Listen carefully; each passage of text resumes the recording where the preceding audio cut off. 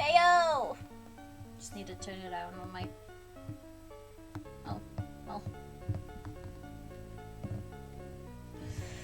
Ayo! It's not a story time stream, finally. So last time, some of Moon's, clawmates found out her abilities, her powers. And they did not react kindly because, well, she had tried to prevent an explosion, or dragons dying in an explosion, but 2 dragons died anyway. Their clawmate, Carnelian, which I'm really sad about because she could have had awesome character development, and I also loved the voice I came up with for her. And then the Nightwing Pigtail. I don't have any connection to him at all, so. But Tamarin got hurt. And I'm sad about that.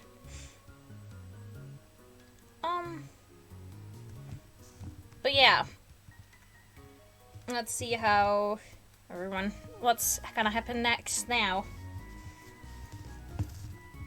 Oh yeah, and Turtle didn't really react like the others. He was the only of her winglets clawmates that didn't react, kind of badly. He was just standing there. She couldn't read him.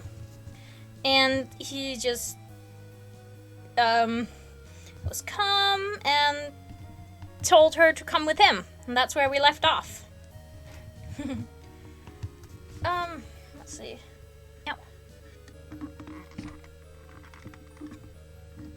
Will this be better lighting? I think so. Oh yeah, and I'm also currently making my panels under the About Me section. Because I realized that I don't have them. I didn't make any. Which means you don't have the donation link. So you can't actually donate as of right now. But I'm getting my friend to... I have written all the information and stuff. I'm just waiting for my good friend Ron to just edit a drawing they made. The drawing for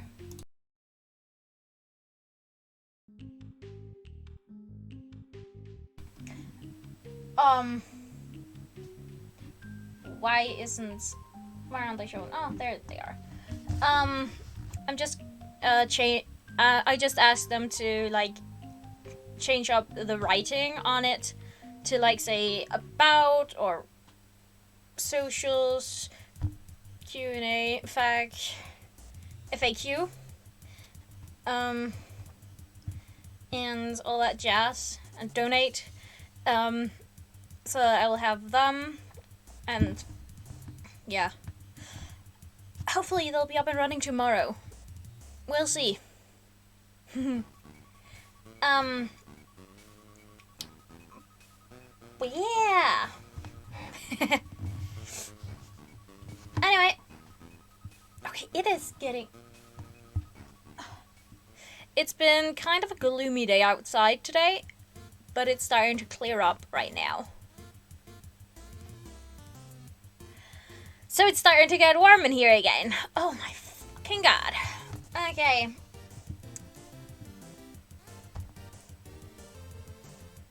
I'm just gonna do this actually. There we go. I'm a chaotic person. Chapter 16. It occurred to Moon, somewhere deep inside the mountain, that perhaps following Turtle off to a dark, secluded spot might not be the best idea. Between the visions she'd had of him and Anemone, and the fact that she had no idea what he was thinking, she suspected she probably ought to be more nervous. But his mind was so quiet and, well, cozy. Seemed like a strange way to describe someone's brain, but it was the best word for this. Trying to listen to it was like sinking into soft moss, muffling all the voices of the other dragons in the school, or like being underwater, she guessed.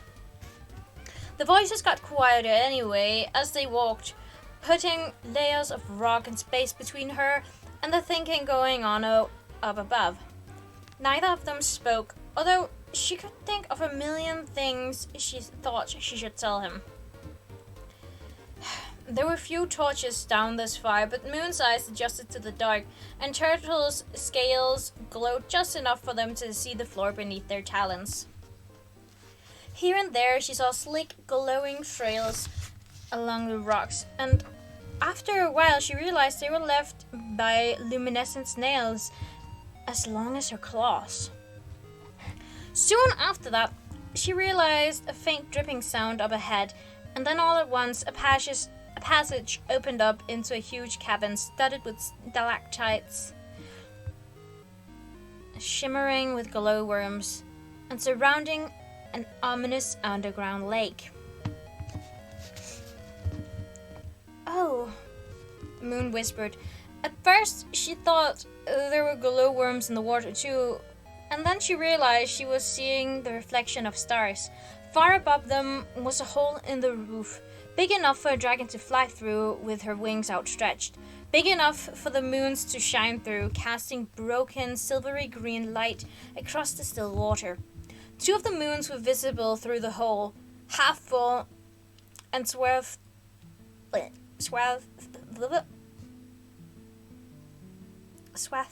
with clouds in the growing twilight. Moon looked around for Pike and Tamarin, but although a faint burnt smell still hung in the air, there was no sign of the injured Rainwing or the dragon taking care of her. They must have emerged her and then taken her to the healing cave. Turtle nodded at the lake. "You should wash your shoulder. I'd take you to the infirmary, but I imagine Clay is busy with Tamarin right now." It had started to hurt in earnest while they were walking. Moon peered at it again, then slowly edged into the lake. The water was cooler than she'd expected, sliding around and under her scales, and when it hit her wound, she yelped with shock. There was a small splash as Turtle dove into the lake beside her. He surfaced and studied her shoulder as she gingerly dipped it under, washing off the dried blood. It started to bleed again, but after a minute it stopped, and she could see the prickly thing stuck in it more clearly. "This might hurt," Turtle said, and without any more warning than that, he pincered his claws around the object and yanked it out of the wound. "Ow!" Moon cried. Turtle pressed his talons to her shoulder as another spurt of blood fountained out. She felt a little faint and caught herself wondering what he would do if she collapsed here in the lake. Would he leave her to drown? He lifted his claws, checked that the blood had stopped, and then dipped his talons in the lake to wash them off. He was still holding the strange object, and now he rinsed it off and peered at it. "What is it?" Moon asked, scooping water over her shoulder. She could see that it was a blackish-brown misshapen sphere, about the size of a rainforest frog, and covered in those sharp thorns. "I think I know," he said, "but I should look at it in better light and maybe check the library. How's your shoulder? Can you fly?" "Probably," Moon said. She glanced up at the moons shining through the hole in the roof and caught herself wishing she could fly all the way to one of them and just stay there, surrounded by silver and silence. Go ahead and try, he suggested. She knew he meant try flying, but she looked into his unreadable eyes and wondered if he was offering her the chance to escape. She could be out that hole and on her way to the rainforest in no time, or even farther. She could run to somewhere where Winter wouldn't be able to track her down and scrape out all her secrets. But then he'd really believe I did it, and so would everyone. Why else would I run away? Moon hesitated for a moment, then took to the air, soaring over the lake and circling in the moonlight.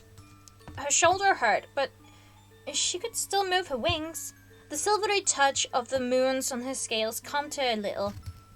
But then she remembered Winter's furious expression and felt sick all over again. She swooped around in an arc, watching Turtle swim below her. Will they tell everyone my secret? I guess there's nothing I can do to stop them if they decide to do that.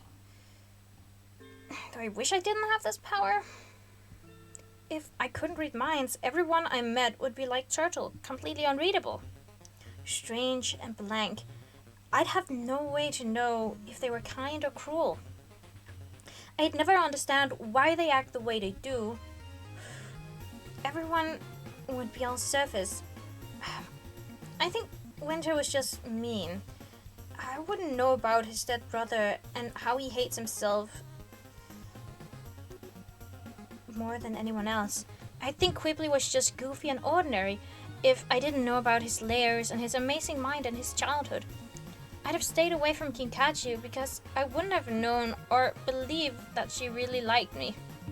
I guess that's how other dragons live, never knowing how complicated everyone else is. That's what it's like to be. That's what it would be like to be normal. But what if I chose? Oh, if I could choose, would I want that? And since I can't choose, should I run away from what I can't do? Or risk revealing to dragons who won't understand? Moon tilted her wings and sailed down until she landed on a craggy boulder that jutted out of the lake. Spongy bluish moss clung to its sides and squelched under her claws. Turtle swam over and clambered up beside her. How did you find this place? Moon asked. He shrugged. I went exploring. There are a couple of underground lakes, but this is the biggest and the only one with a view of the sky. He leaned back to look up at the visible moons. Moon studied him for a minute. I don't know him at all.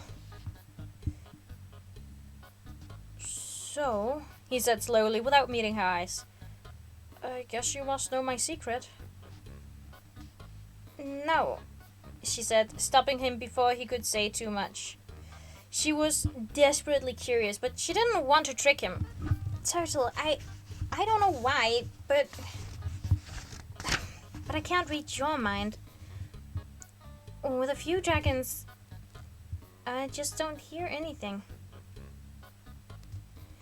He gave her a startled expression. Like there's nothing in there? His snout crinkled, amused. That's alarming. What are you saying about me? I'm saying you're safe, Moon said. Your secrets are safe. I can't hear your thoughts. She hesitated, wondering if he should mention the vision about Anemone. Something made her hold back. Oh, Turtle said. Awesome, I think. He thought for a moment, then shook his head. I'm not very interesting anyway. I'm sure that's not true, Moon thought. Thanks for letting me keep my secrets then, he said, giving her an easy smile. So, what are you going to do about Winter? Moon dug her talons into the rock. Her stomach hurt, and she had this horrible, prickling, tense feeling everywhere, as if she might erupt out of her scales. She made herself lie down on the boulder and reached to drag one claw through the pool below her. I guess I have to tell him the truth, she said finally. Not if you don't want to, Turtle said. Why don't you figure out who really caused the explosion and tell him that instead? Moon gave him a bemused look. Oh, alright. I'll just go solve that mystery by midnight tomorrow, no problem.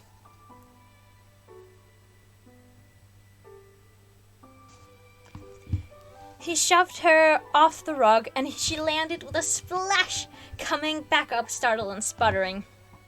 What was that for? She cried. You're a mind reader, he reminded her. All you have to do is walk around the school until you hear someone's mind going, well done, me. Tip-top explosion I caused today. Aren't I a clever arsonist? It's not exactly that easy, Moon said, spreading her wings to stay afloat, and shivering in the chilly lake. It's really noisy out there, you have no idea. And you're not the only dragon who can shield his thoughts from me. What if it was someone like that? Someone like you? Well, it wasn't me, he said, not sounding the slightest bit offended. So, anyone else you can't hear, put them on your list of suspects and keep listening to everyone else. In the meanwhile, why wouldn't you? You could figure this out in an hour if you just hear the right dragon. And if they're thinking about it when I do hear them, Moon said. She climbed back onto the boulder and shook the water off her wings. But if it were that easy, I should have heard them planning it. I should have heard something from someone. She stopped, realizing what she had said. The conversation with the dream visitor, planning to kill someone. Multiple someones. She couldn't believe she'd forgotten about that, even in the chaos of the explosion. Was the fire in the history cave the plan she'd overheard? And if so, then perhaps the dragon with the dream visitor, Queen Scarlet, would return tonight to find out if it worked. Maybe there'd be another conversation between killers in the dark, under the cover of dreams. And if Moon was listening at the right time, maybe she'd have a chance to catch them. End of chapter 16 already. I checked the chapter lengths. 2 of them are quite long, but the others are normal length. Ooh, I like this theme. Well, Turtle's a nice guy. I like Turtle. He's sweet.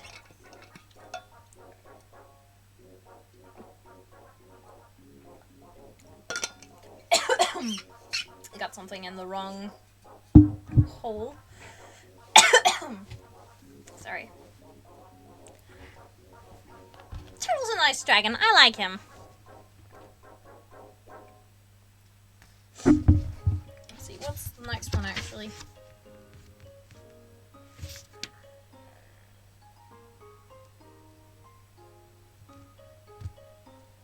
Ooh, okay.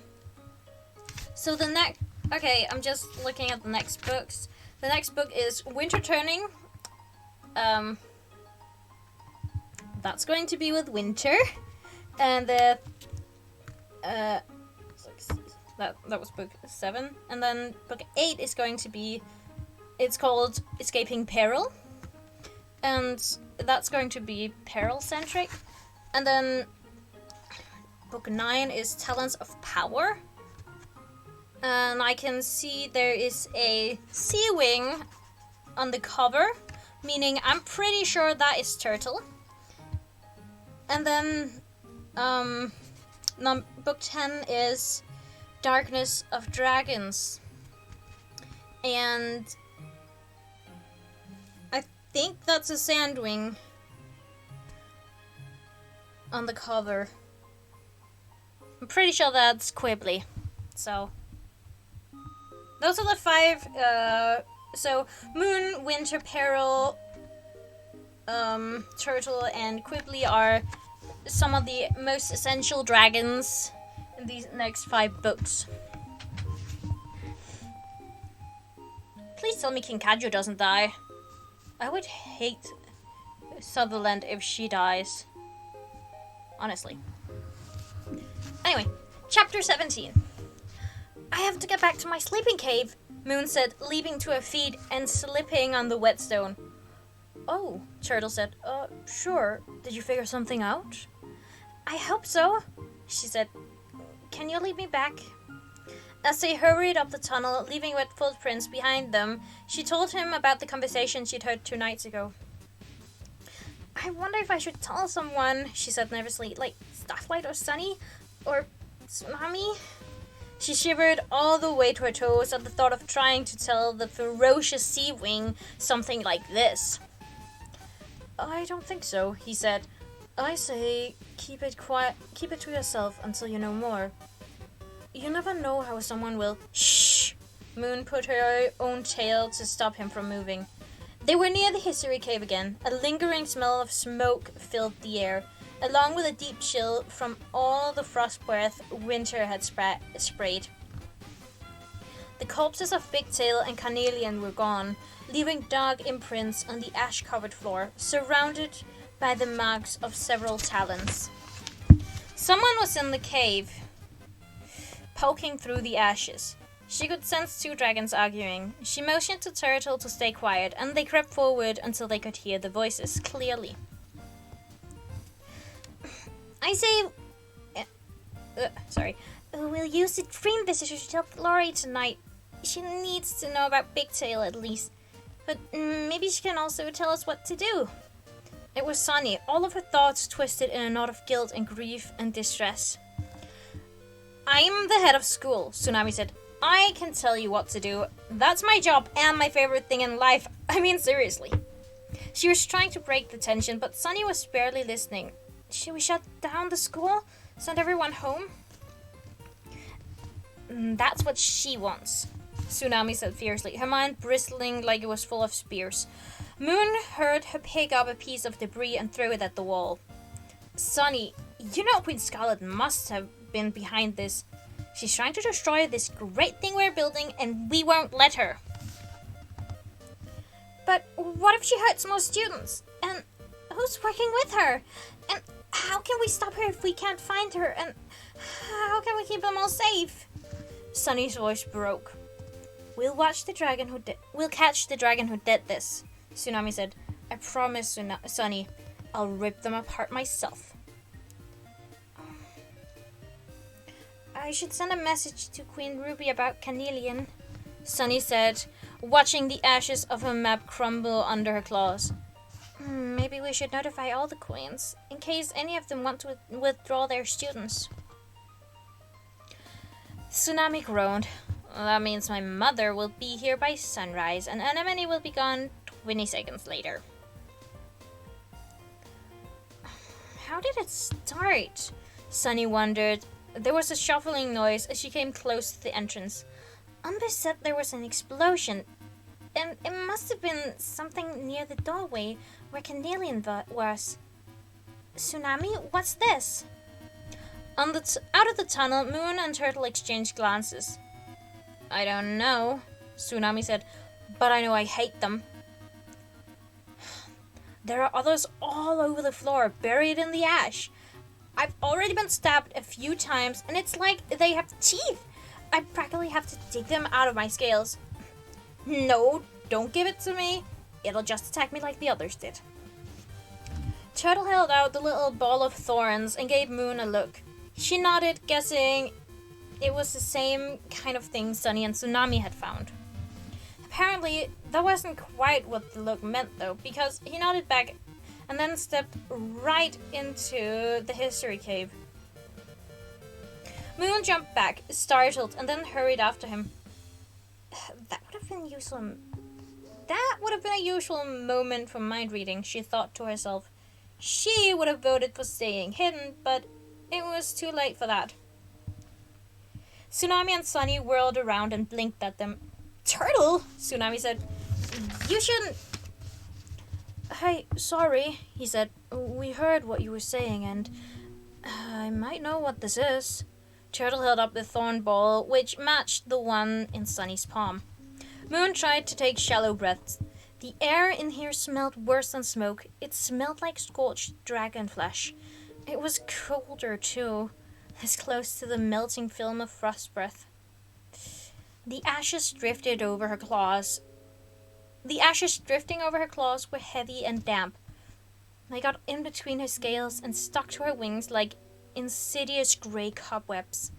It was horrible in every way. Horrible, too, to hear the instant flare of suspicion from Tsunami's mind. What is Moon doing here? Was she listening to us? Sunny's reaction was less suspicious, but perhaps only because she was too tired and worried to think of it. Yeah? What are those? Tsunami asked her brother. And where'd you get that one? Moon got hit by it when the explosion went off, he said, pointing to the wound on her shoulder. I'm pretty sure I've seen these before. After the attack on the Summer Palace, we found things like it on several of the surviving sea wings. He turned the ball over and caught into it with one of his claws, revealing a bright green interior. It's a seed pod. It comes from something called a dragonflame cactus, which grows only in high altitudes in the mountains. How did you figure that out? Sunny asked. My mother tortured a skywing prisoner until he told us, Turtle said matter-of-factly. Sunny and Tsunami both winched. He said the skywings use the cacti as bombs because when they come into contact with fire, they explode, sending fiery bits of cactus and seed pods everywhere. I think the idea is that if you try to exterminate them by burning them all, they'd first of all attack you back and second of all release all the seeds so that 100 more cacti would grow from the ashes.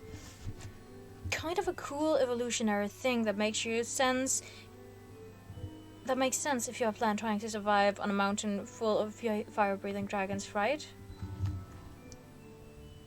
He looked up and caught the expressions on their faces. Ah, but horrible, obviously. So, it's a skywing weapon, Tsunami said. She studied the floor. Probably set some kind of long fuse, slowly burning until it reached the cactus. Hidden somewhere. You think one of our skywing students did this? Sunny said, running through the list in her head. Flame is pretty angry at the whole world. Fate Speaker and Glory were both worried about his aggression problems. But he's not the type to lose his temper and start a fight over prey, not plan to set a fire from a distance. Or someone who was told what to do by a skywing, Tsunami pointed out. A skywing, like Queen Scarlet, for instance? She paused, then added, or there is another skywing out there. Or there is another skywing here, one who betrayed us before. Sunny was already shaking her head. It couldn't be Peril. Why not? Tsunami said. We don't know what she's capable of. No, I mean, it couldn't be, Sunny said. She couldn't touch a cactus like that without it blowing up. Think about it. Tsunami frowned and snorted grudgingly. I hate it when you're smarter than me. Sunny suddenly seemed to remember that Moon and Turtle were there. You should go back to your sleeping caves, she said. We've told everyone to stay there until we figure out what to do next. Oh, I shouldn't have let them hear me speculate. What if I tell everyone? I keep forgetting to act like I'm in charge instead of one of them. Please don't say anything about this for now, alright? Moon nodded and Turtle handed the seed pod over to Sunny. I'm sorry about all this, Sunny said. It's so awful. It shouldn't have happened here. But we'll get to the bottom of it, Tsunami promised. We'll find the dragon who set that bomb, and then I will tear off his wings and hang him from the eastern peak of Jade Mountain. Sunny winched. Tsunami, yuck! Can we check on Tamarin before we go back to our caves? Moon asked softly. Tsunami shook her head. Clay is taking care of her. We'll let you know how soon she's doing. Moon nodded and then she followed Turtle out into the tunnel again. The sleeping corridor was quiet to dragon ears, but Moon could hear the churning fear and rumors guesses rolling through everyone's minds.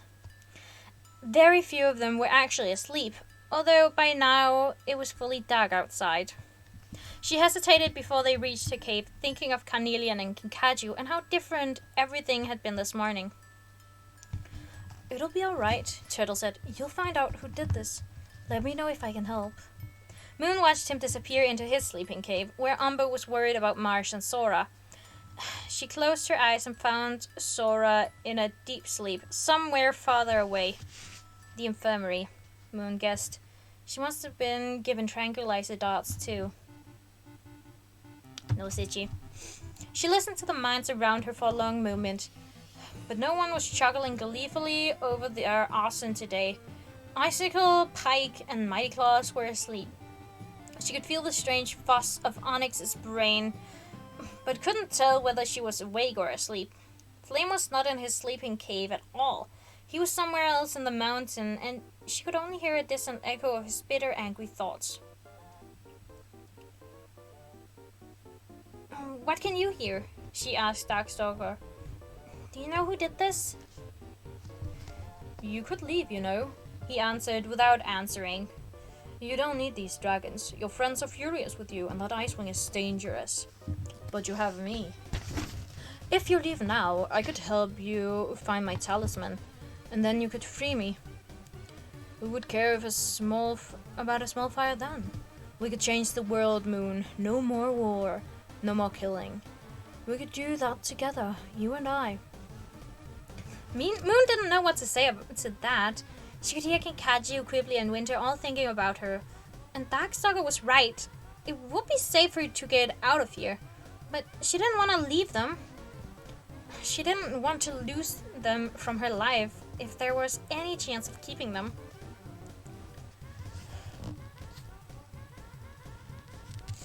She folded in her wings and ducked into her sleeping cave. Kinkaju was curled in her hammock with her eyes closed. Moon slid over to her nest, trying not to look at Carnelian's ledge. It felt empty in here without her fuming and muttering in the background. "All right," Kinkaju said suddenly, without opening her eyes. "I know this is silly. Of course you know perfectly well that I'm awake and pretending to be asleep. But can you do me a favor and pretend you believe it, please?" I will, Moons agreed. She lay down and wrapped her tail close around her. She wished there were a way to shut out Kinkaju's thoughts, which were bouncing and tumbling all over the place, like monkeys that had eaten the wrong berries. I wouldn't have lied to her like that. I can't believe Carnelian's dead. What would it be like to hear what everyone's thinking? Who would I want to listen to? Winter, maybe. He seems very mysterious, but I guess he isn't to Moon. I hope Tamarin is alright. I wish they'd let me see her. Maybe I can sneak out and see her tonight. Is Moon listening to all this? Does she know anyone else who can read minds? Would she tell us if we asked? What if all the Nightwings have these powers, but Big Tail obviously didn't, or he wouldn't have gotten blown up? Is she asleep yet? I wonder if I should tell someone about her. Maybe Gloria. Gloria would know what to do. You could always kill her, Darkstalker suggested. I'm kidding. Haha, evil nightmare dragon, right? That's not funny, Moon said. Too soon? He asked. Alright, I'll wait another 2,000 years to make jokes about my evilness. Moon tried to focus on the dreams of the dragons along the corridor. Pike was dreaming about swimming with whales, except he kept seeing Tamarin's burnt face in all of them. Someone else's dreams were of battle, grappling with dragons in the blue sky with a waterfall down below. Others were deeper in a sleep without dreams, and Winter was just sliding into sleep. From the jittery, beating feeling of Quibbly's brain, Moon guessed he wouldn't be able to sleep tonight.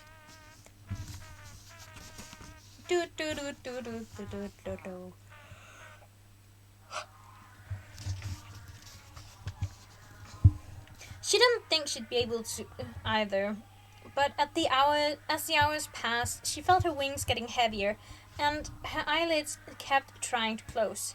I need to stay awake. I have to catch Scarlet if she comes with the dream visitor. More dragons were asleep now, close to midnight, and it was harder to tell whose dream was whose as the muddled images overlapped and swam together. Moon wasn't sure if she was dreaming herself when she finally heard the slithery voice from 2 nights ago. Is it done? No, it was an eventful day. We've had a few deaths, but not the ones you want. I am not a patient dragon. Your time is running out. Oh my, do you have a scroll for this? Ominous cliches for aspiring villains. I wouldn't recommend them mocking me. It hasn't ended well for anyone. You sound pretty menacing for a dragon who has to make others do her killing for her. Tomorrow, said the slithery voice. Just one of them. Think you can manage that? Kill one of them by the end of tomorrow, or you know what will happen. I'll do it, came the response. Don't worry, they'll be dead soon, and if you touch him, I'll kill you too. Oh. A rumbling laugh. Good luck. The connection was severed, tossing Moon away and into her own dreams, which echoed with deadly dragons, falling mountains, and clouds of fire for the rest of the night. End of chapter 17, and end of part 2. And we're moving on to part 3, The Darkness of Dragons. Oh dear. So, the dragon in the academy who did it is being blackmailed. Of course. Oh. Great.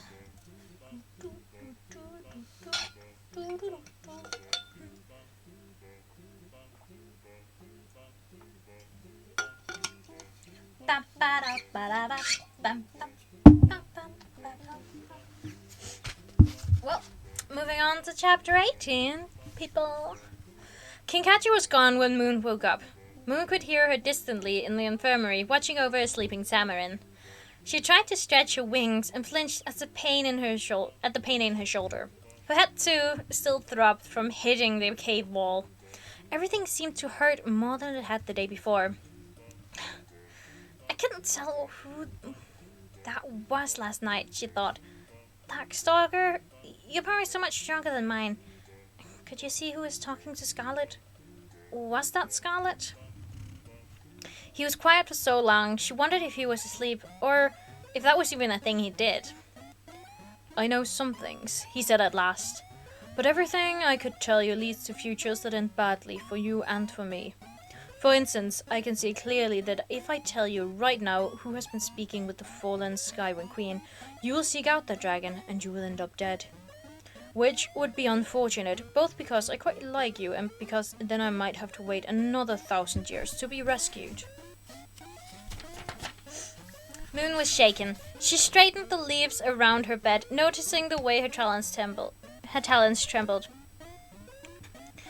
You can really see a future where I die today? Quite clearly. Also a few where you die tomorrow. Actually, the next couple of months are quite perilous for you altogether. She stared at the moss in her bed, wondering if there was enough to bury herself in it and never come out. You're not exactly helping with my afraid of everything problem, she pointed out. I think you're braver than you think you are. But maybe that's a future version of you. One that may never exist if we're not careful. But I have to find out who set the fire, she thought. I have to tell Winter something by midnight tonight.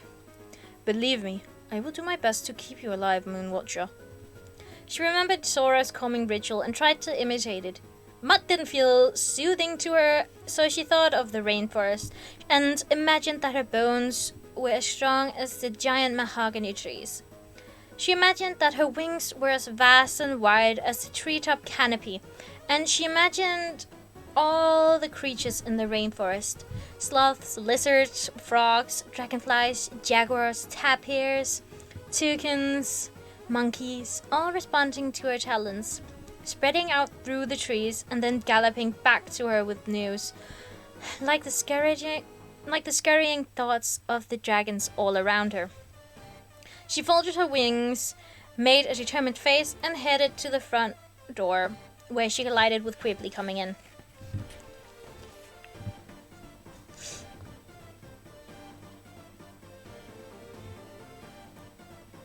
Don't say anything, he said quickly as she stumbled back.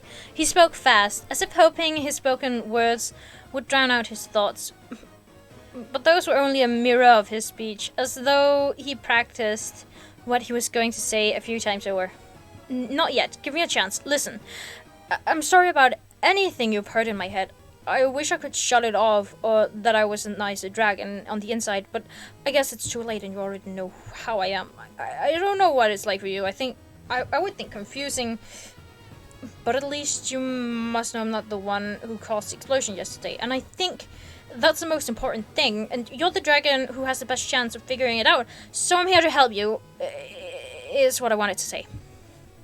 He took a deep breath, and now she could hear the struggle he was going through.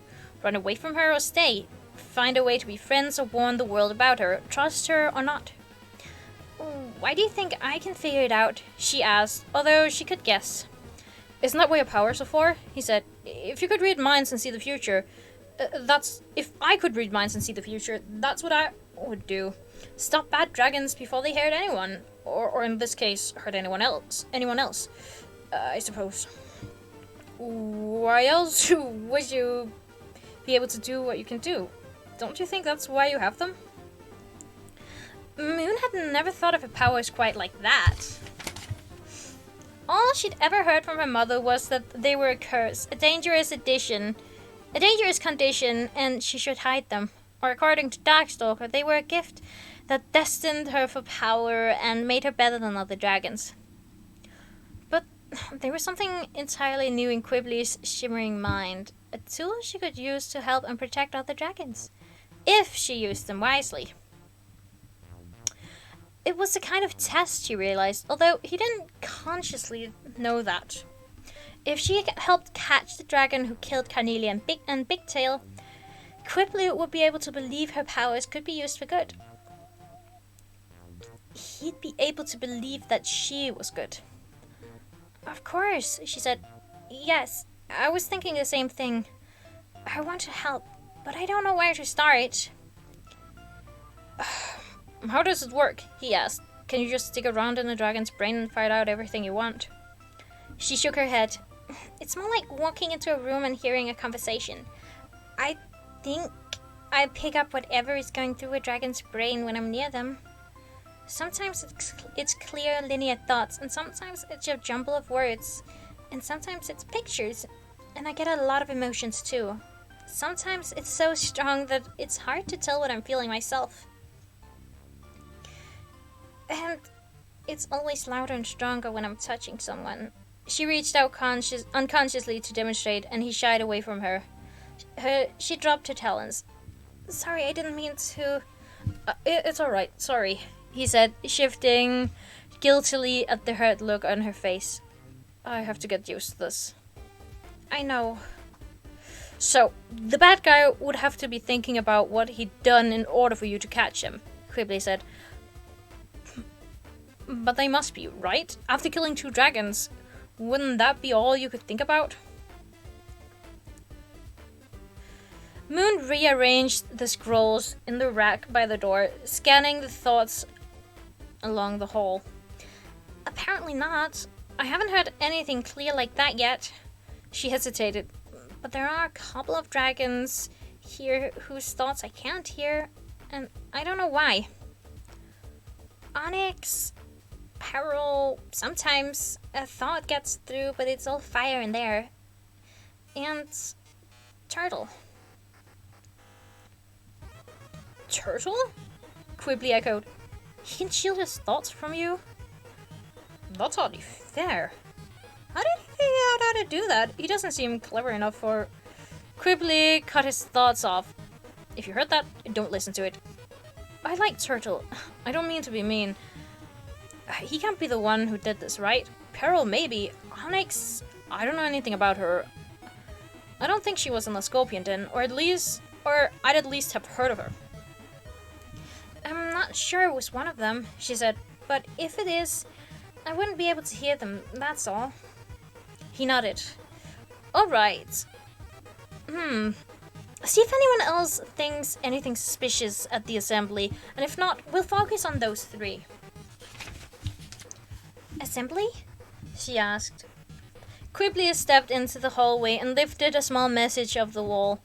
In subdued letters it read, "Gather in the great hall at the bells." Poor Sonny, he said, rubbing chalk dust off the edges of the tablet. She must be so upset. She is, Moon said. 3 gongs echoed through the tunnels. Dragonets began to emerge from their caves in silence, a flowing mass of scales and wings, all heading in the same direction. Quibbly studied the ones going past, momentarily forgetting to worry about Moon reading his mind.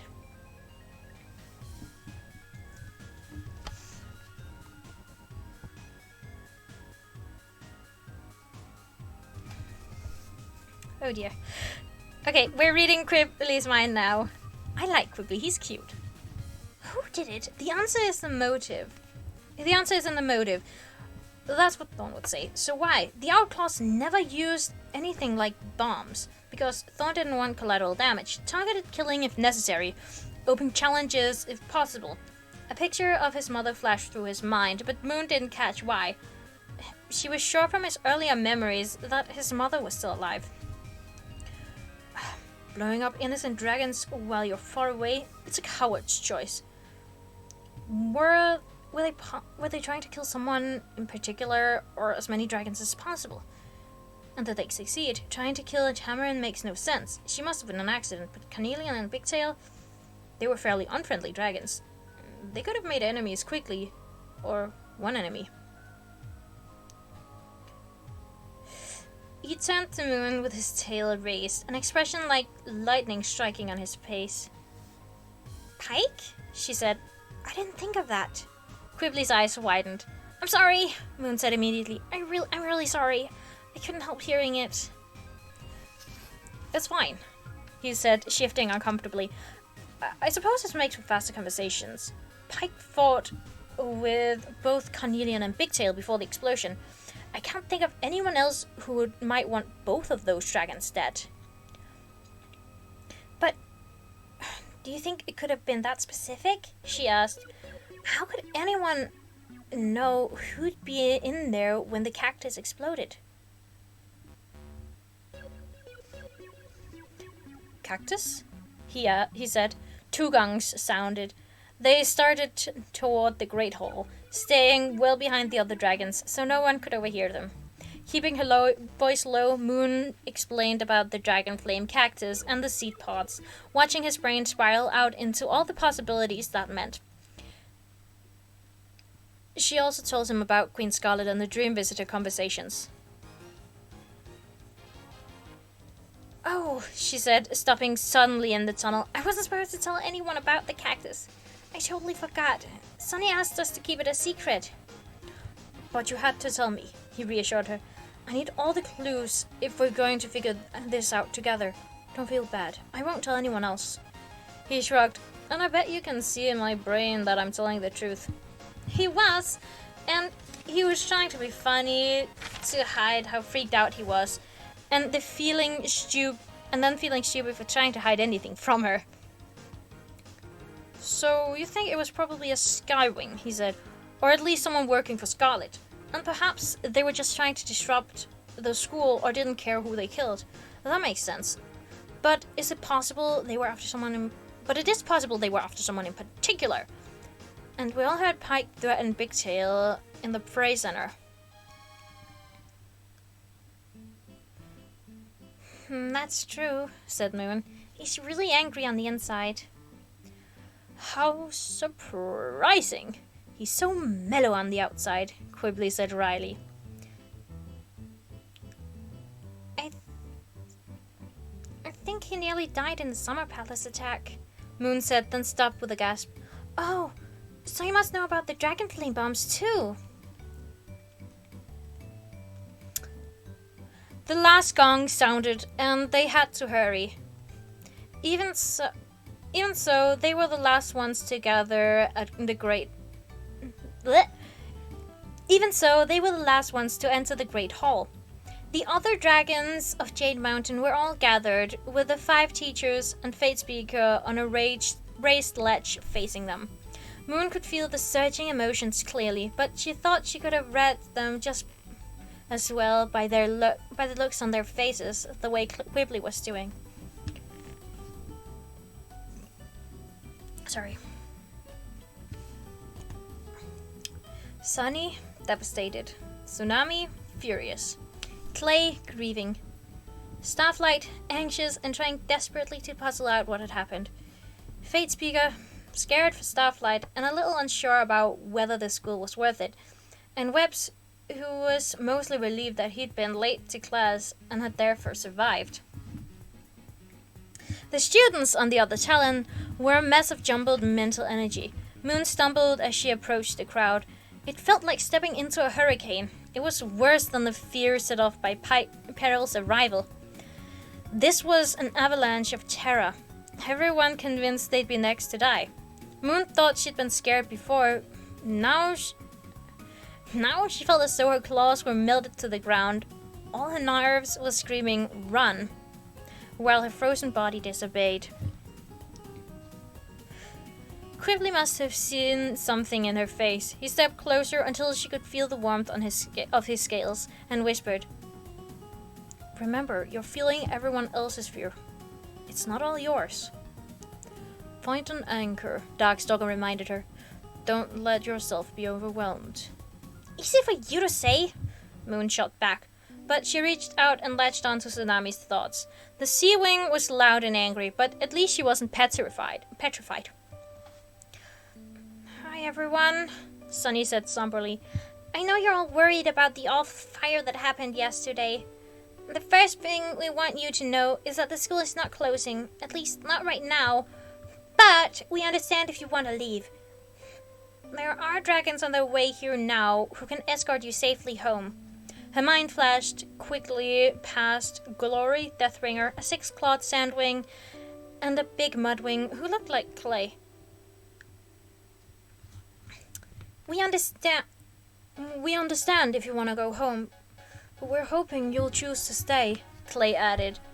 "We'd ask you all to give us 2 days before you decide. Give us 2 days to find out what happened and who did this. If we think it's too dangerous to stay here, we'll consider shutting down the school." Moon was surprised to realize how sad that made her. Sorry, my nose is itchy again. I hate that. 3 days ago, she would have been thrilled if the school was closed and she could go home with no guilt. Now, even with all the trouble with her friends, she wanted to stay. She wanted the school to go on, and she didn't want to give up.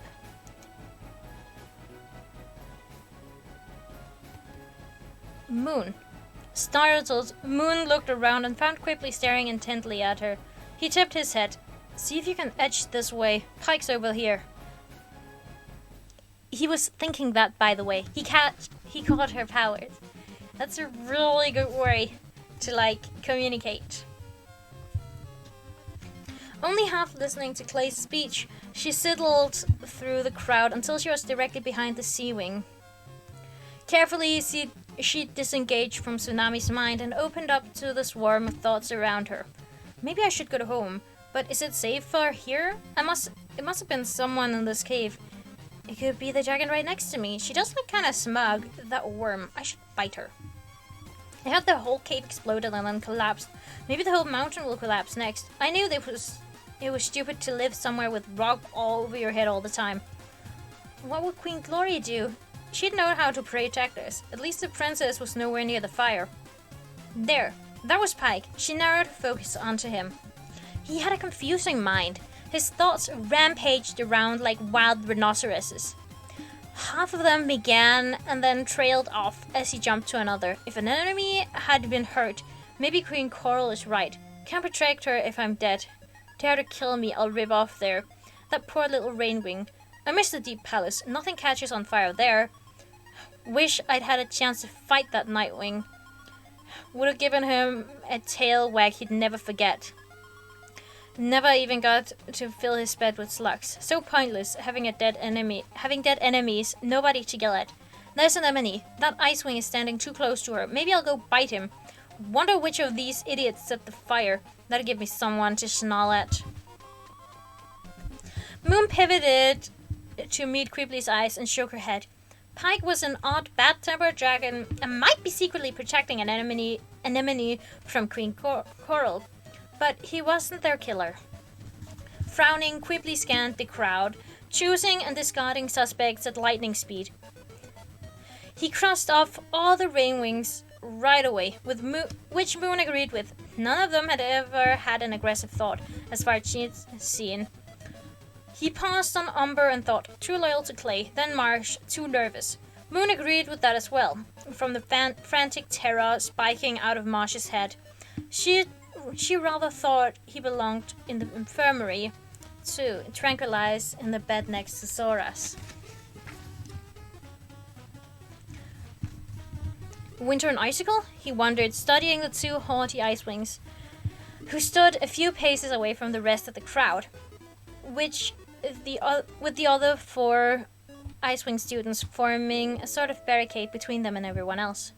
Not Winter, he mused. He was with me or near me most of the day, especially right before class. But maybe Icicle?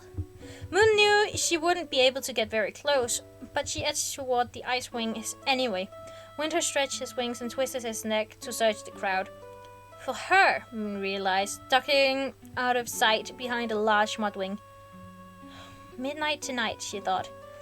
Either I figure out who did it by then, or I come up with a really great lie. Or he exposes me to everyone. All of the Icewings had sharp, glittering minds and clumped together like they were. It was even harder to distinguish Icicle's thoughts and read them clearly.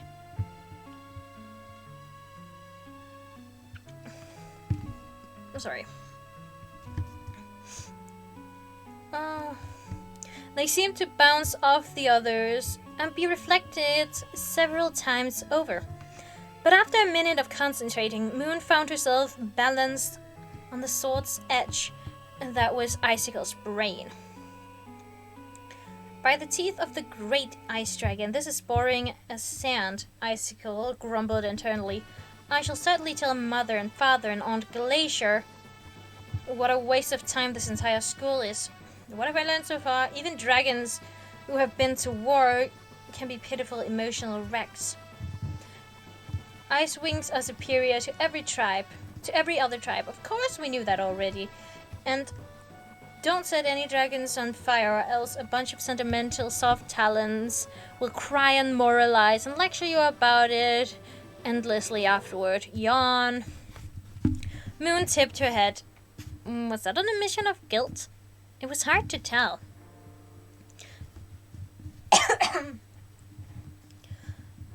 I should also tell her this place has done something frightful to Winter. Clearly he's too weak to associate with dragons from other tribes. He's talking like he might find them interesting.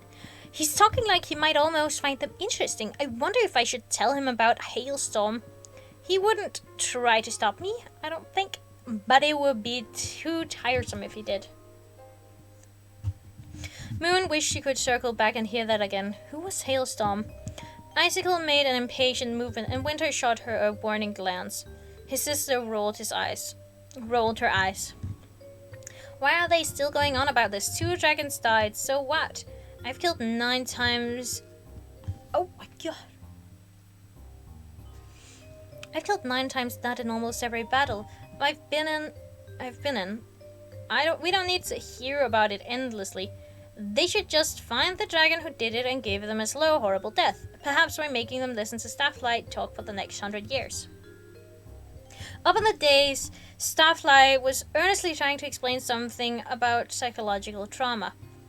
Moon slid quietly away from the Mudwing's shadow and searched until she found Quipley's eyes on her, then shook her head. It didn't sound as though Icicle had done it either. although she had a deeply cold, unpleasant mind. Quibbly beckoned surreptitiously, flicking one of his wings at the far wall. Moon followed his gaze to Flame, who was brooding in the shadow by one of the torches. He's a skywing. He is a skywing, Quibbly thought and looked at Moon. Perhaps? She lifted her wings in a maybe gesture and started working her way over to the scarred dragon. Oh my gosh, why is my nose so itchy? Tsunami was speaking now, explaining that they would catch the culprit and asking for anyone with information to come forward. Moon could just imagine that conversation. Hello, I have information about the bomb, which I gathered by listening in on my classmates' thoughts and dreams. That's okay, right? I didn't see no telepathic spying on your friends in the student handbook. Although she was trying to move subtly, one step every 30 seconds or so, Flame swung his head around to glare at her when she was still several paces away. She froze in place and kept her eyes on Tsunami, checking his mind. Did he know she was deliberately gliding closer to him? If he did, she couldn't tell. It seemed as if he was just projecting hostility at everyone indiscriminately. Oh my god, why can't I say the word indiscriminately? There it was. Indiscriminately, and she'd wandered across his field of hatred. Darkness filled his head like a torrent of inky bile. She found herself glancing down at her talons, half expecting to see black stains left there from even brushing the surface of Flame's thoughts. But will this convince her to come get me? No, of course not. She'd rather leave me here with fools and killers than take care of me herself, even after what the Nightwings did to me, even after what Viper did to me, even after what the Talons of Peace did to me. She's the one who's supposed to care about me, but she doesn't. No one does. Okay, there are no This is all one long sentence. There are no commas, no punctuation, nothing. His mind is just going.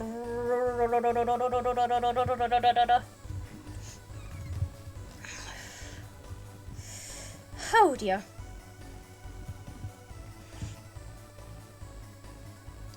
But she does, no one does. Will she even worry about me when she hears? Probably not. She hates my face so much as I hate my face. She hates my face as much as I hate my face. I wish I could rip off every Sandwing's venom barb and then use them to stab all the Nightwings in their smug snouts. Moon's stomach hurt as though she'd eaten a full tree of rotting fruit. Flame's fury sucked her in and trapped her like a beetle in slime. She couldn't climb out, and she couldn't get clean. And she felt as if all the light was being slurped right out of her. He could be the one. His mind went right past Cornelia and Bigtail. Stupid half-baked or all-baked, haha. Idiot dragons, they're lucky they're dead. Or else they'd be shambling scarred dragons like me. Without the flicker of pity, sadness, or remorse. His loathing was so unrelenting that he barely seemed to have room to think about the fire itself, either that he'd said it or not.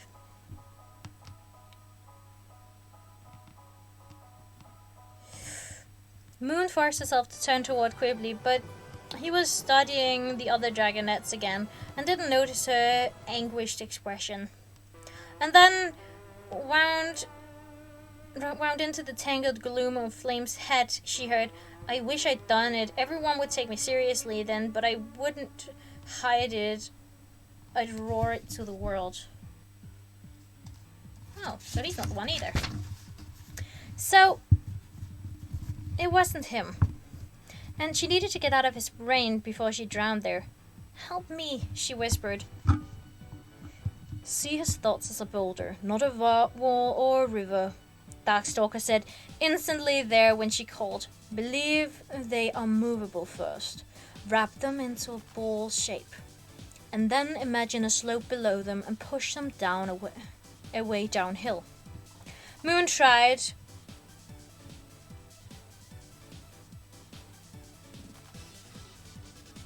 Moon tried dragging the sticky dark webs out of her mind and rolling them up. But as she pushed against them, out of the corner of her eye, she saw Flame's head shoot up. "Who's there?" he demanded. "Who's there?" And with a ferocious blast of fury, she was thrown forcibly out of his mind. Oh, don't.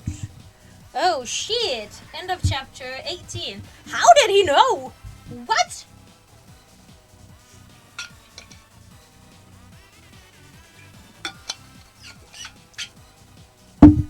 Damn! Well.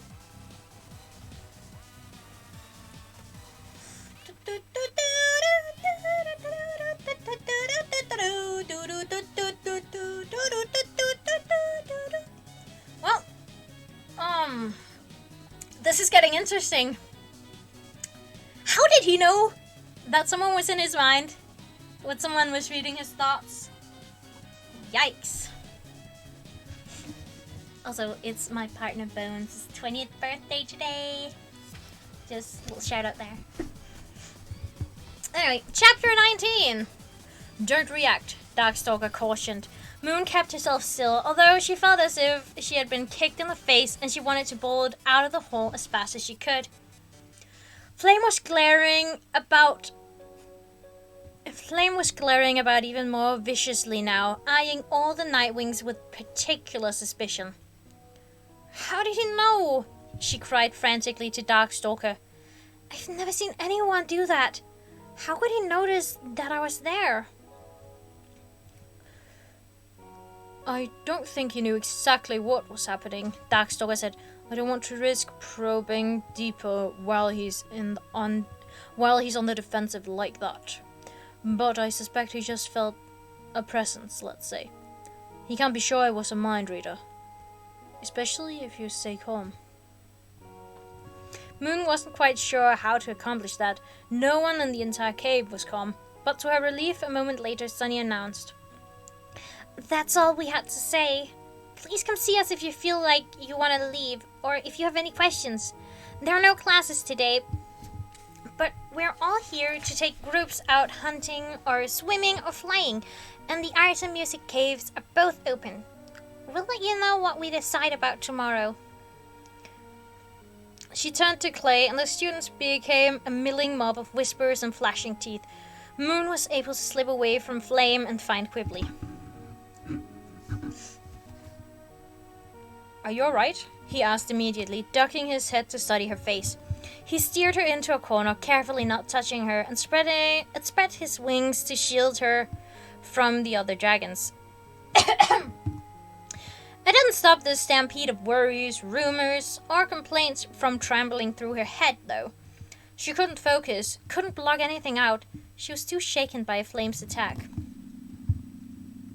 Quibbly's own mind was already speeding forward. I wonder if mind reading is tiring.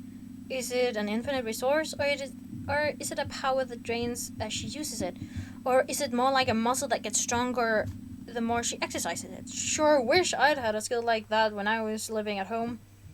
Could have dodged a few more attacks from Sirocco and Rattlesnake. Maybe could have figured out how to make Mum like me. Mum looks like she's been slammed into a mountain. You look tired, he said diplomatically. I just had a weird experience in Flame's head, she said in a low voice. It's horrible in there. So he did it? Quibbly asked. His tail flicked up into a stabbing position as his brain went. Did he bring the cactus from the Sky Kingdom or find it somewhere near Jade Mountain? And how long has he been planning this? And how did Scarlet choose him? And no, stop, Moon said. I don't think it was him. I don't think it was any of them. Pike, Icicle, Flame. They were all thinking about the fire like someone else did it. Caramel farts, Quibbly cursed. They all seemed like perfect suspects. Yes, Moon agreed. They may all still do something terrible. Just not this particular thing. He squinted at her. Was that a prophecy? Did you have visions of them? She shook her head. Just guessing. Quibbly swiveled his head around to watch Icicle parading out of the hall with the other Ice Wings trailing behind her. If you know that, he said thoughtfully, if you had a list of the dragons with the darkest thoughts, you could keep track of them. You could check their minds every day and catch them if they're planning something. Like, you'd know who to keep an eye on. Like Thorn's potential enemies list, but even more targeted, with more inside information, he mused. Moon started, then hesitated. She didn't want to argue with him, but he was starting to see her power in a positive light. But that seems kind of wrong, doesn't it? She admitted. I mean, judging dragons by their dark thoughts and using that to justify spying on them? Lots of dragons think dark thoughts sometimes. It doesn't mean they'll ever eventually do them. Almost half the Nightwings in the rainforest had an occasional fantasy about killing Glory and stealing the throne, but most of the time, they're just grateful to be alive and fed. I don't know. I guess I don't like to think of myself as sneaking around in dragons' heads. I can't help what I hear, but it doesn't seem fair to do it on purpose. I mean, unless we're catching a murder, like now. He said, but before his thoughts could swoop off on that tangent, he shook his head and stepped back. Let's go find Onyx. She seems like the best subject we have left. But I won't be able to hear her thoughts, Moon said. How will we learn anything from her? He grinned. The old-fashioned way, with our eyes and ears. That sounded alarming and inefficient to Moon, but she followed him warily to the cave opening, where most of the dragonettes had gone. Everyone seemed to want to be out in the light. It felt sort of inappropriate how gorgeous and sunny it was outside, an early morning full of whistling bird song and humming bumblebees among the purple mountain flowers. Moon noticed that most of the dragons were staying in clumps with others from their own tribes. Flame had slithered back into the mountain, but the other three Skywings took to the air together, beating their huge wings and soaring as high as they could. She saw Coconut and two subdued Rainwings find a large swath of sunlit grass and lie down, spreading their wings. Umber and Marsh had gone to check on Sora, but the other two Mudwings were tramping down the mountain together, looking for a cool, muddy spot. She wondered where all the Nightwings had disappeared to so quickly. They wouldn't want her with them anyway, but did they have a secret place in the mountain where they all went together? Somewhere she didn't know about?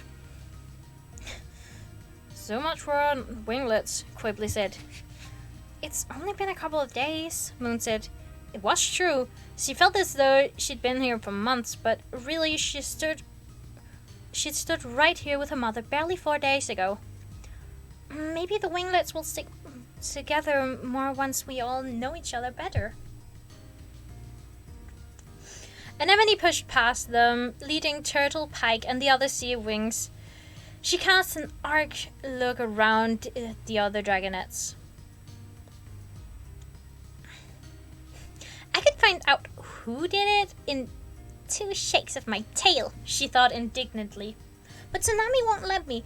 Shouldn't use my powers. When it's something important like this, she thought. She shook out her wings and tossed her head. Maybe she'll change her mind by the time we get back. Are you sure this is safe? Pike asked her. Going to the lake, you could be attacked. Not with all of you strapping dragons along to defend me, Anemone said, shooting him a smile. Ha! She thought to herself. I'm more dangerous than any of you if I have to be.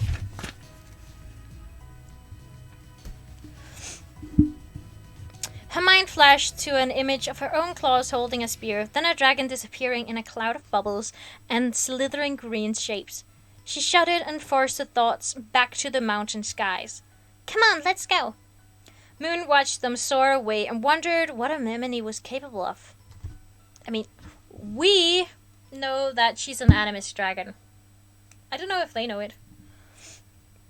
Beside her, Quipley was thinking the same thing about Turtle, but he turned instead toward the clump of sandwings who had found a stretch of flat grey boulders and were baking their scales in the sun. Sprawled comfortably in the middle of them was Onyx, whose black forked tongue kept flicking in and out.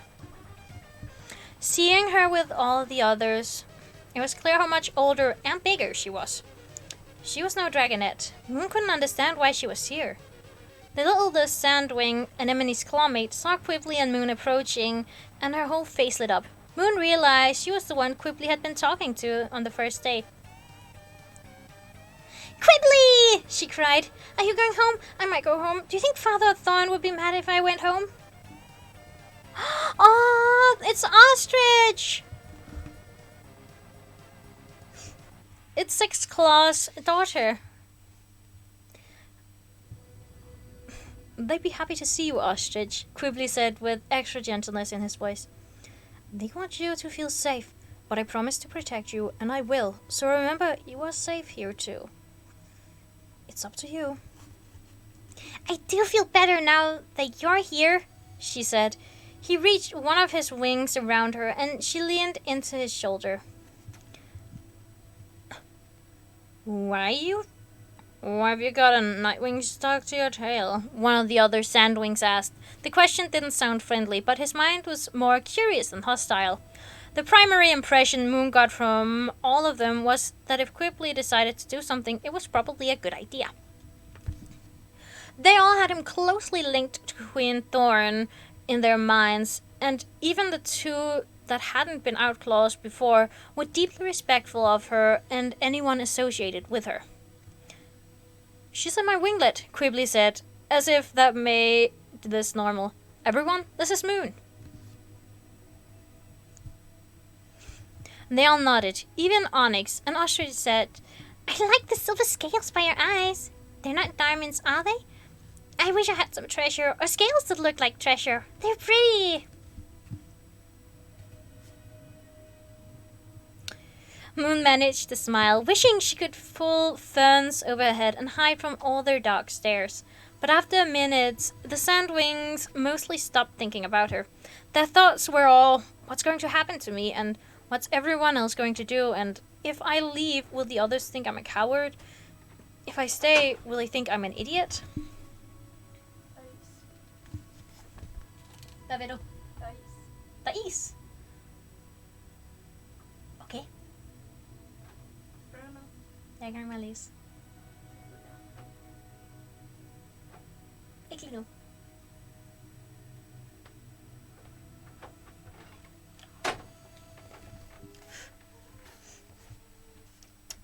Moon curled herself as small as she could on one of the boulders, feeling the heat from the sandwing's scales in addition to the sun. Will you go back to the stronghold, Quipley? One of them asked. No, he said. Thorn sent me here to learn, and I know she'd want me to stay. Just a few words, and instantly the others were all thinking, yes, stay, I should stay, he's right. Thorn would want that.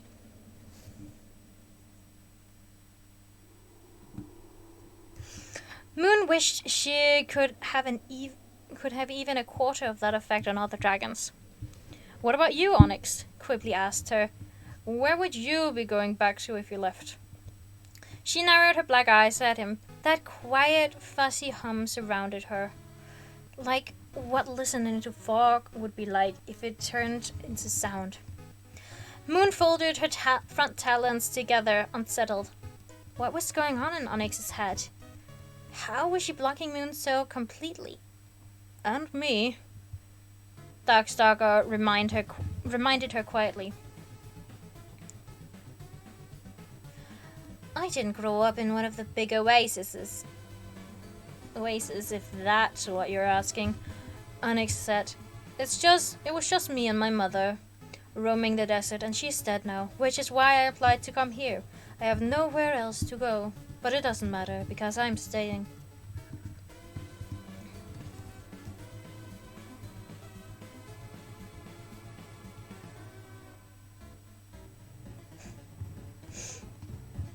Just turn her mother? Moon thought, kind of like me.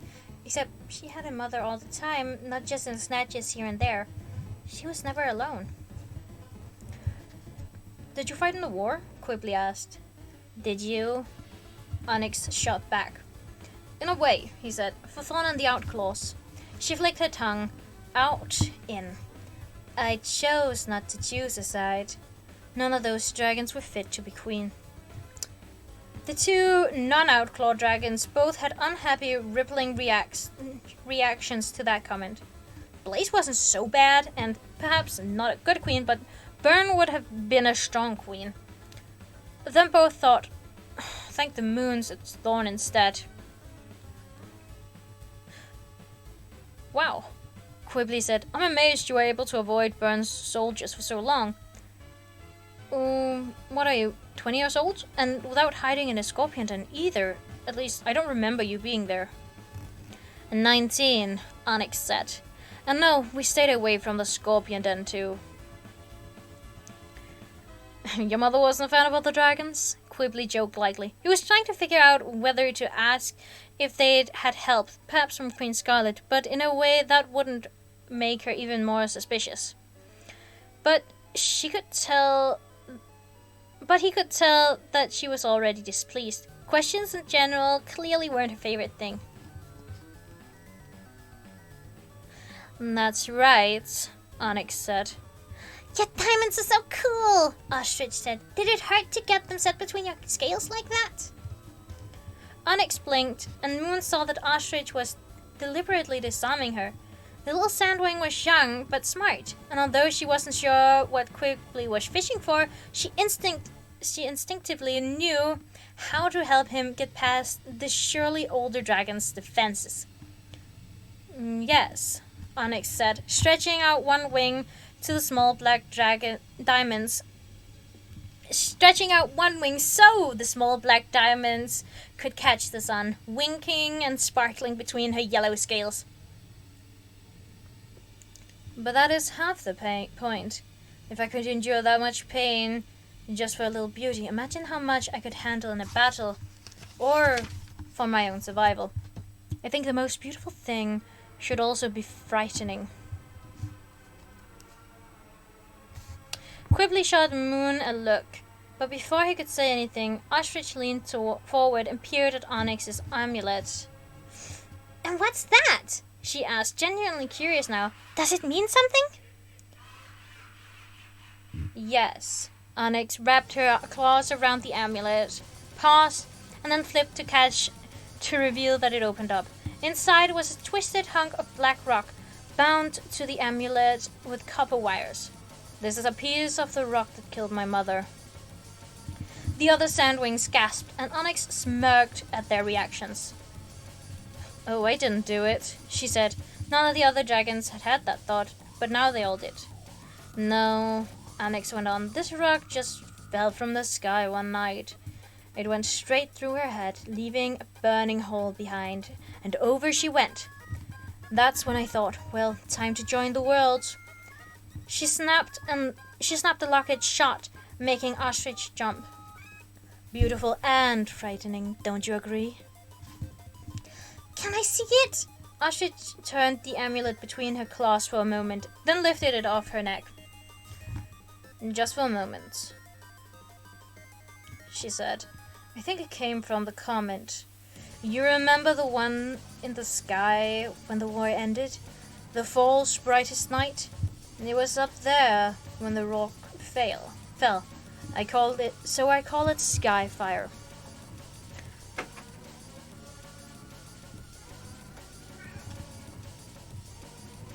The cat came in. Miss, miss.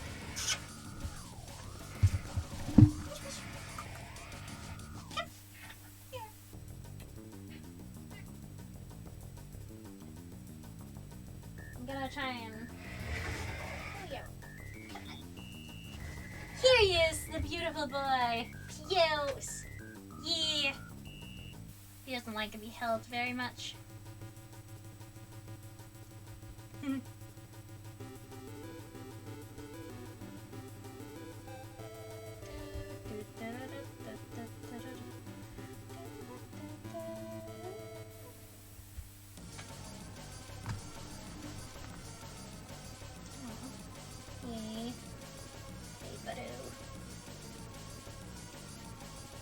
Any fights lately?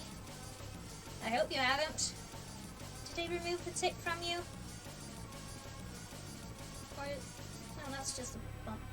I don't think they removed the tick from you. They found the tick and removed it from you. Yeah. But that was good, huh?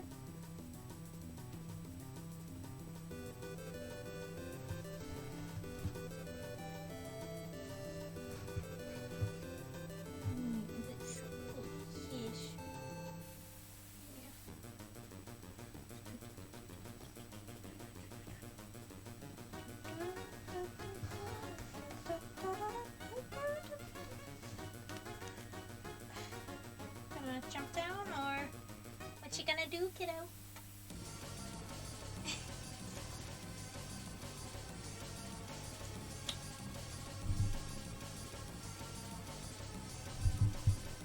This was not a good idea to get you up. You're not going to move in a while, I think. Maybe. I don't know. I don't know if you're whether you're going to go up on my desk or on my computer, or where you're gonna go. She dropped the amulet into Ostrich's talons, and suddenly, out of the blue, there was a new voice in Moon's head. That's right, admire me, fear me, wonder about me. You all have no idea who I am or what I'll be one day. One day soon. No more hiding, mother. I make the decisions now. At the same moment, Ostrich's voice vanished. Ostrich's thoughts vanished. The only thing Moon could hear from the little sandwing was that quiet shimmering hum. Moon stared at Onyx, then at the amulet, which lay open in Ostrich's talons. The black rock glittered at her like the dark heart of a faraway star. That was it! No! Kitty! Don't! No! Don't! Kitty, please! Not right now! As soon as I'm done streaming, you can, okay? But not right now. Nope! No, no, no, no, no! Do not do that! Do not eat my wires or cables, okay? Please don't do that. Good boy.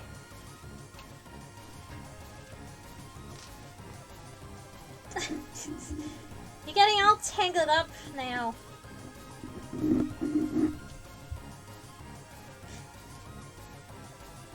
That was it. That was why she couldn't read Onyx. It was the Skyfire. End of chapter 19. One more chapter to go. Oh, hey, kitty. Well.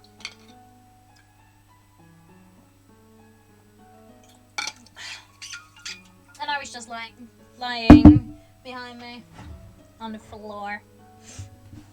Well. I don't remember how many pages this was on. I think this was one. I think 20 is one of the longer ones. Oh,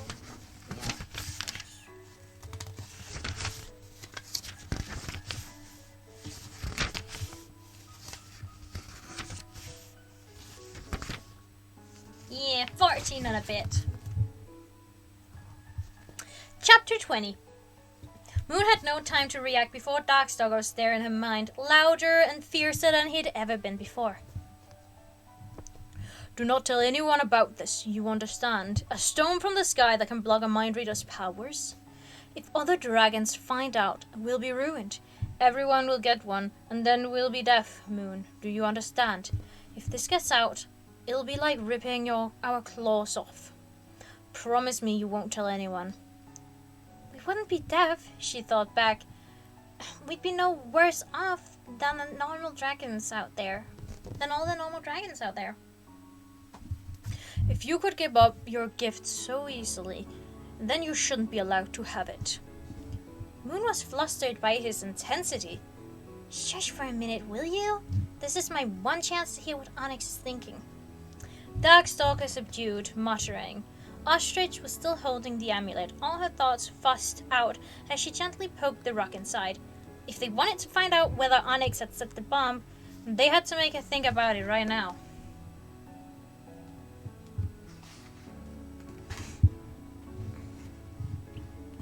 Of course, Quibbly had no way of knowing that. He was busy contemplating Onyx's dragonettehood with her mother and trying to figure out why she was here. He didn't even look up when Moon suddenly tried to catch his attention. She'd have to do this herself. Moon blurted, what are you... have you, The Sandwings all swiveled their heads to stare at her. What is she trying to say? Weird, crazy Nightwing. Here she can barely form sentences. I guess that's true.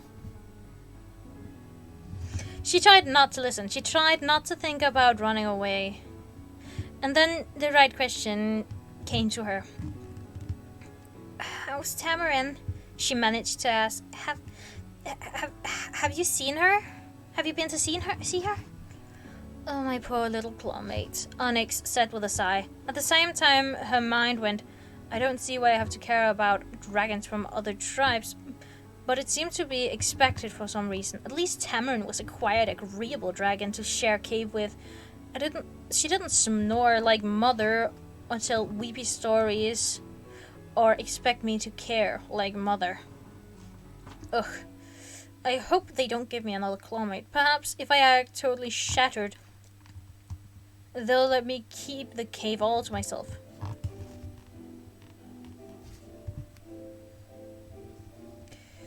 It's absolutely devastating, she said. I'm just devastated. She reached to take the amulet from Ostrich, but I haven't heard anything useful yet, Moon thought. She said quickly, can I see it?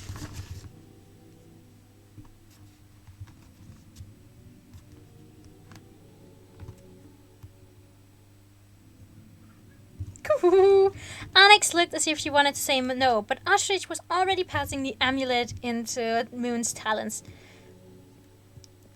Do you, Moon froze in shock. The world had gone silent. Not the outside world. Her inner world.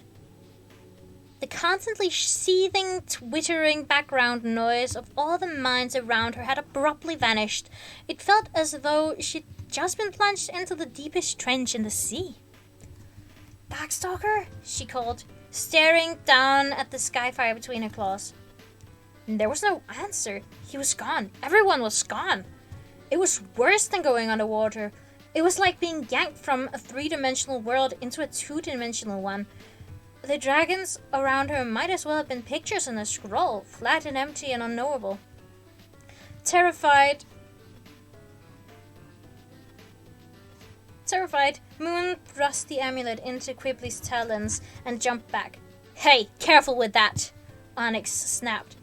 Everyone's minds came rushing back at once, and Moon, who had always thought she wanted more silence, found herself unbelievably glad to hear them, even the ones who were thinking she was extremely peculiar. Moon! Darkstalker was yelling. Moon! I'm here, she said. 3 moons, you scared me, he said. You vanished so completely. I thought you were dead. What am I? Quibbly began, bewildered. It's really cool. Look at it, Moon said. She wanted to close her eyes and settle into the noise around her. She needed a moment to calm down, but Onyx was full of irritable thoughts about her amulet and not thinking about the bomb at all. In a minute, she would demand it back. Moon didn't have time to recover. She needed to get an answer right now. Onyx, do you think they'll catch the dragon who set the fire? She asked. too direct, but the only thing she could do. Does she suspect me? Onyx thought. How odd. Of course, the Sandwing said out loud. They're the great dragonets of destiny after all. By all the serpents, I hope they do catch whoever did it so we can stop blithering about it. This is a tiresome distraction from my plans. Perhaps I should go back to the desert and try another approach. Or... She tipped her head and gave Quibbly a speculative look. They say this one is practically Thorn's third wing. Her train of thought abruptly cut off as Onyx snatched the amulet out of Quibbly's claws. That's enough oogling, she said. Moon wished she could hear what Onyx's mysterious plans were and how they evolved quickly, but at least she knew one thing. Onyx was not the one who set the fire. So who did? She sat thoughtfully, staring at her talons, as Quibbly chattered with the other Sandwings and occasionally shot more probing questions at Onyx. Pike, Icicle Flame, Onyx. If it wasn't one of them, who could it be? Had she misinterpreted... Oh, the cat's gone. He just jumped on my bed. Had she misinterpreted one of the minds she'd read? Was it really one of them after all? Or who else could it be? Or who else could she be forgetting?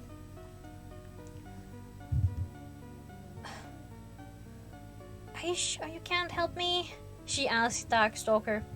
Seems like the same question I've been asking you, he said quietly. She hooked her claws into a crevice in the rock and started digging out some embedded moss. Does that mean you'll tell me who did it if I agree to free you? No, he said, because then you'll resent me, and then you'll start thinking I'm manipulating you, and then you won't trust me, and then you'll decide you'll never free me. He sighed. You don't realize how badly I need you, Moon. It's harder than you can imagine, figuring out what I should say to you and trying to help without getting you killed. Moon felt guilty. She'd been focusing on the fire and her friends and all the problems. I think my screen just flashed. I caught me off guard. Sorry. And all the problems that came along with being a secret mind reader. And meanwhile, the only dragon who accepted her completely this way was trapped in a stone prison, desperately clinging on to the one hope he had, that she would take pity on him and find a way to set him free. Tell me more about your talisman, she suggested. A pause. Really? He asked. Well, if I do decide to search for it, I need to know what it looks like, don't I? He hesitated again. Finally. Can I trust you, Moon?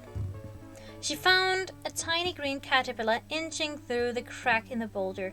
Carefully, she let it crawl onto her claw and then lifted it safely to the ground away from the dragons. You tell me, she said to him. You can see every single thought of my mind. You must know more about me than any other dragon in this world. So, do you trust me? After another moment, Darkstalker suddenly barked a laugh that echoed in her skull. I guess I don't have any choice, do I? You could wait for the next Nightwing mind reader, she pointed out. Now that they're living in the rainforest, having eggs under the moons again, there will probably be more, right? On the one talent, it was reassuring to think there would be others. She didn't have to bear all the responsibility of being Darkstalker's only hope forever. On the other talent, thinking about another mind reader making friends with Darkstalker and being the one to rescue him, it gave her a strange protective feeling that she couldn't even explain. But on the third talent, maybe somebody else would have a better chance of figuring out how to rescue him, and then she wouldn't be blamed for it if it went horribly wrong. But then on the fourth talent, she liked the idea of being somebody's hero, doing something brave and dangerous and changing the world. Alright, Darkstalker said. I can't listen to you talk in circles about it anymore, but Moon, this is the most important thing. You must never forget that my talisman is the most dangerous animus-touched object in all of Pyria. If it fell into the wrong claws, it would be a disaster like you can't imagine. You need to promise me. If it looks even for a moment like someone else might take it, someone like Flame, for instance, you'll have to destroy it.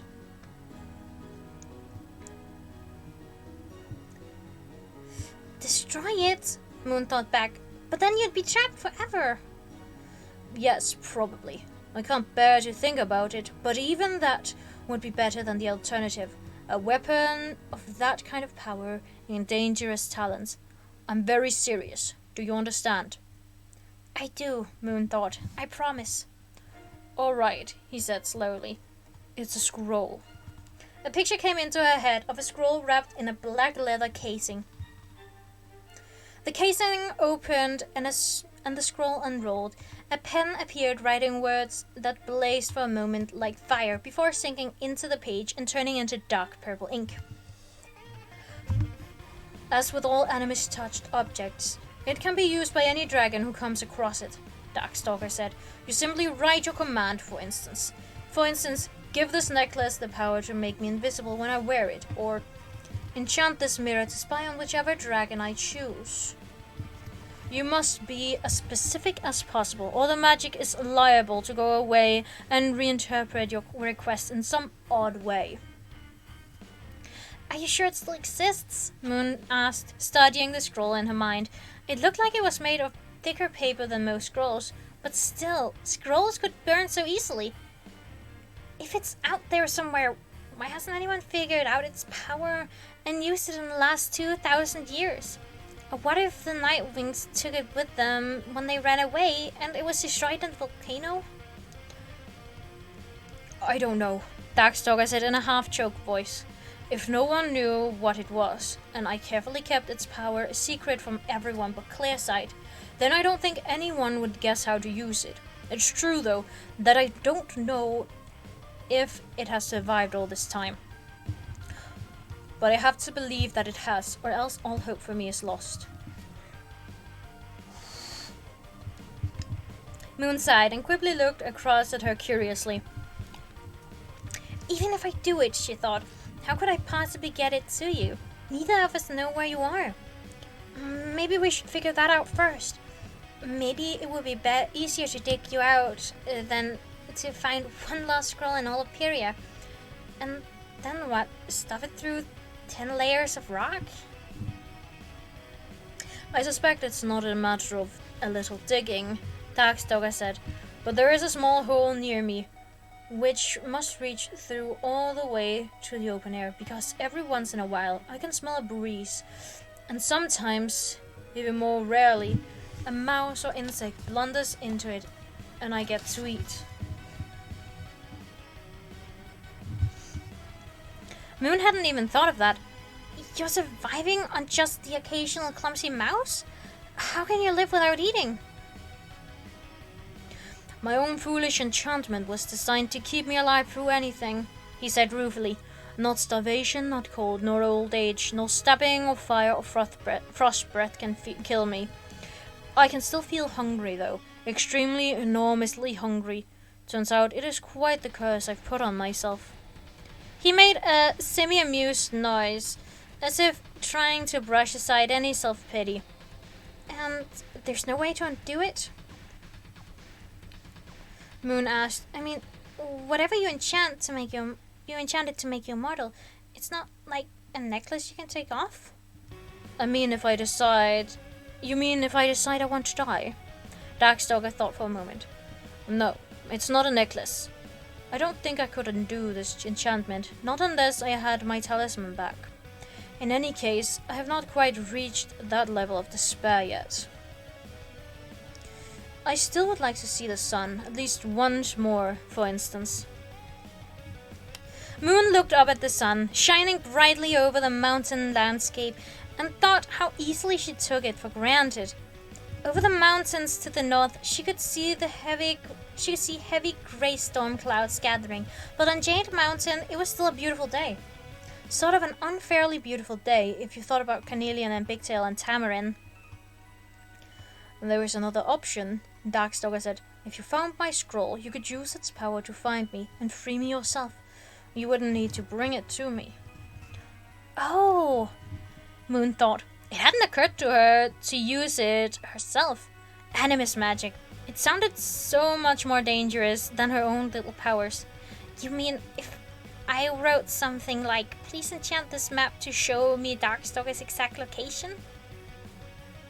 He laughed.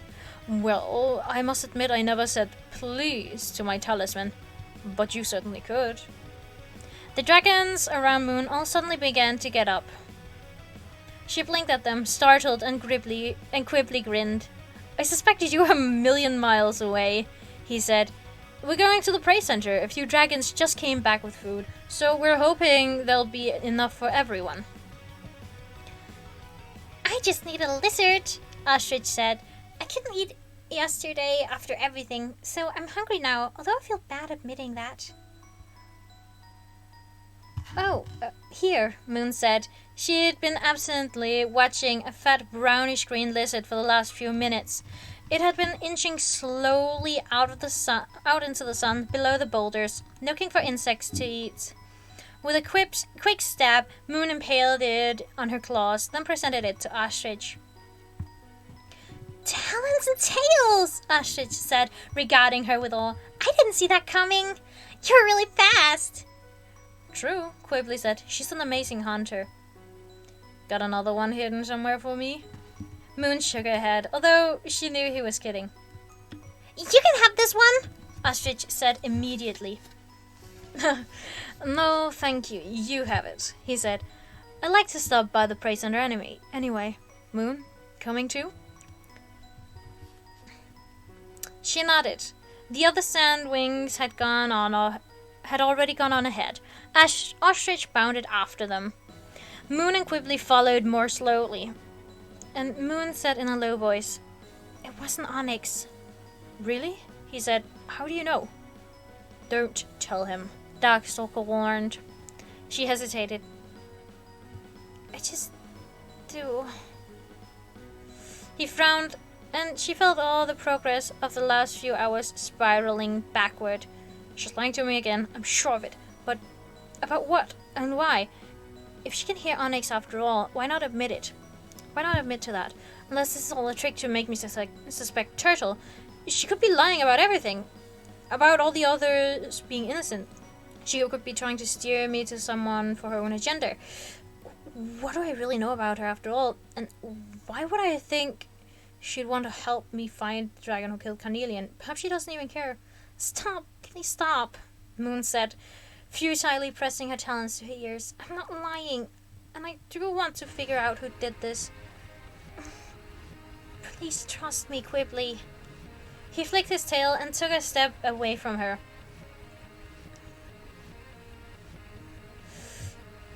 I'm sorry, he said. I'm not sure I can do that yet. It's too... You know what, let's split up for a while and try again later. Without waiting for an answer, and now worrying about what else she'd see in her head, he took to the sky, flying down to the prey center cave opening. Moon's wings drooped. I ruined it, she said to Darkstalker. He was almost willing to trust me again. I should have just told him the truth. You can't tell anyone about the Skyfire. You must see that. You may be back to being my only friend, she said. Possibly forever.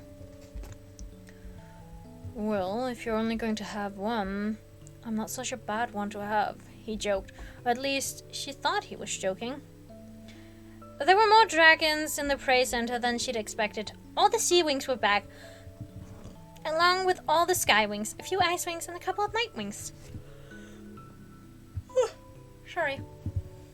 It was easier now to use the raindrop trick, though. She slipped them all quickly into the background, pitter-pattering, and her oncoming headache faded away again. Then she spotted Umber, Marsh, and Sora across the cave and felt her wings lift. For one thing, Sora must be feeling better if they'd let her come down here. And for another thing, Sora and Umber didn't completely hate her yet.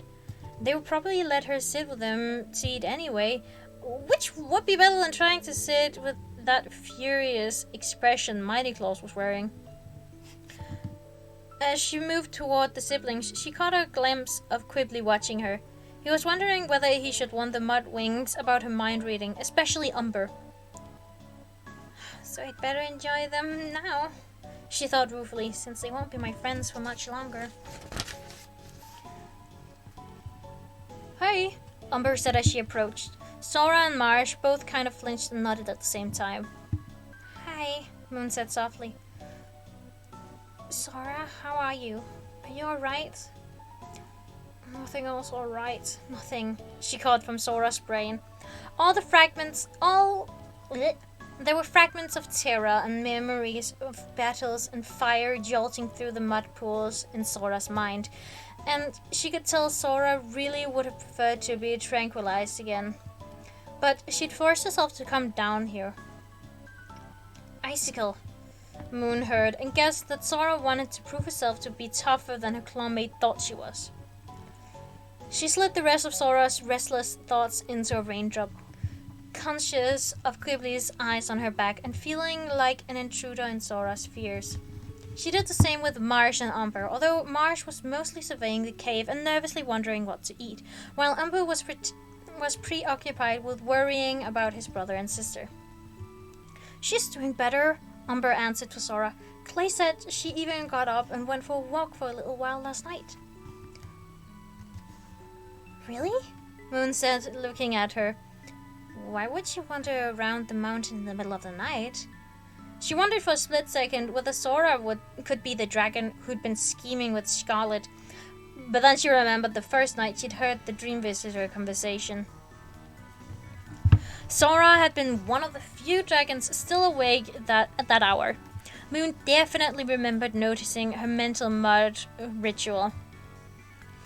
She hadn't been asleep and dreaming, so she couldn't have been the one talking to Scarlet. Sora glanced anxiously around the cave. Following her gaze, Moon saw Winter and Icicle stalking in from one of the tunnels. She felt like bolting, but she made herself stay put as Winter rapidly scanned the cave and spotted her. His eyes narrowed, and he thought, only half a day left, Nightwing. She ducked her head.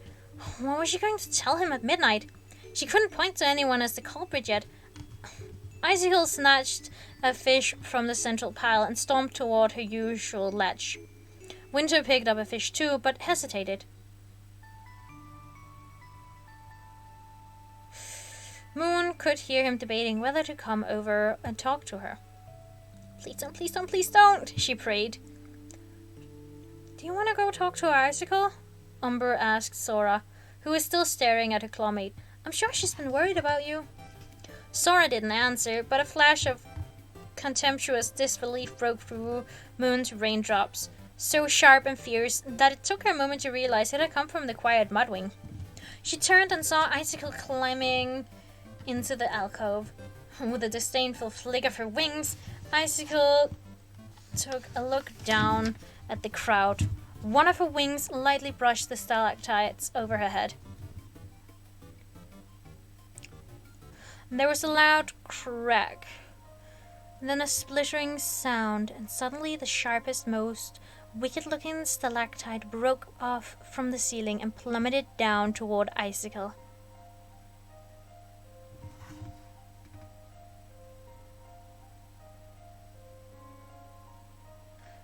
End of chapter 20. Well, shit. Luckily, we'll be finishing the book tomorrow, so we won't have to wait that long for this freaking...